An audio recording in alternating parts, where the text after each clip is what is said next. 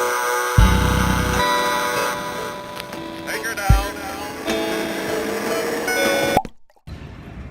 are all allowed our biases, and today on Ton Sommelier, we're going to talk about mine. I fell in love with white wine when I had my first Gewürztraminer, and of course it came from Alsace. Where else? So I used to love drinking a fatty, rich wine which had a lot of volume in the mouth. These sort of extroverted perfume smells of rose petal and lychee. Of course, that's what grabs us when we're younger, this obviousness on intensity. Just the same way that when we get older, we learn how to use makeup better or apply a certain style of clothing to our bodies. When we're younger, we're still figuring that out, and I think that applies to wine.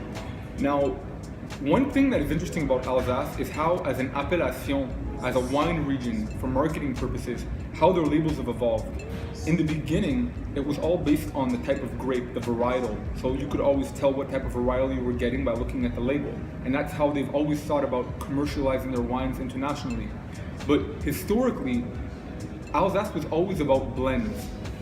Grapes were planted a little bit all over the place in the vineyard, and so you would have a mixture of a lot of white grapes going into a bottle. And these two wines, one by Hauscher and the other one by Mann, and they come from the same village of Egisheim.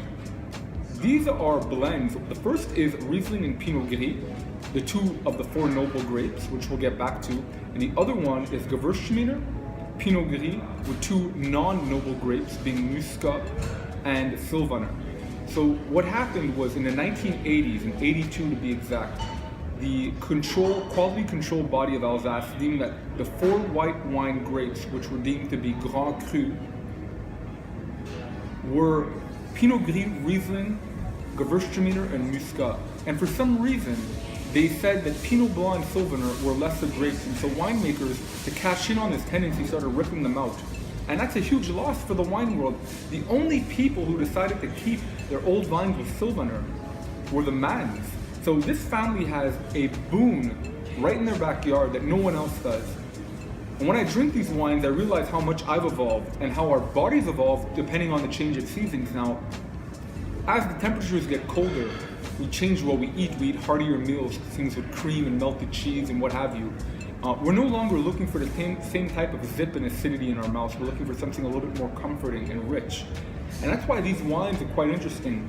The first one by Mann, it's such slow pressing of grapes that there's an incredible amount of volume and material, almost like a red wine, the way the tannins hit the mouth. And this is something that can stand up to rich mushroom dishes. I can't help but think of mushrooms and Alsatian wine as being a match made in heaven.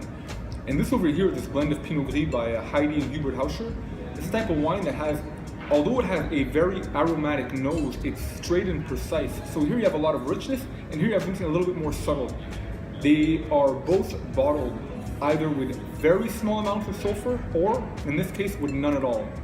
So I invite you to try these out. This is the appellation in France that has the most or the highest amount of organic or biodynamic winemakers in all. So wonderful amount of work being done. There's great mosaic of terroirs, and don't be afraid to buy wines that don't have the Grand Cru label. It may or may not mean quality. When you think about how a Grand Cru like Schlossberg goes from 3 hectares to 55, it's kind of strange. It's like a domain in Bordeaux becoming huge all of a sudden because of commercialization.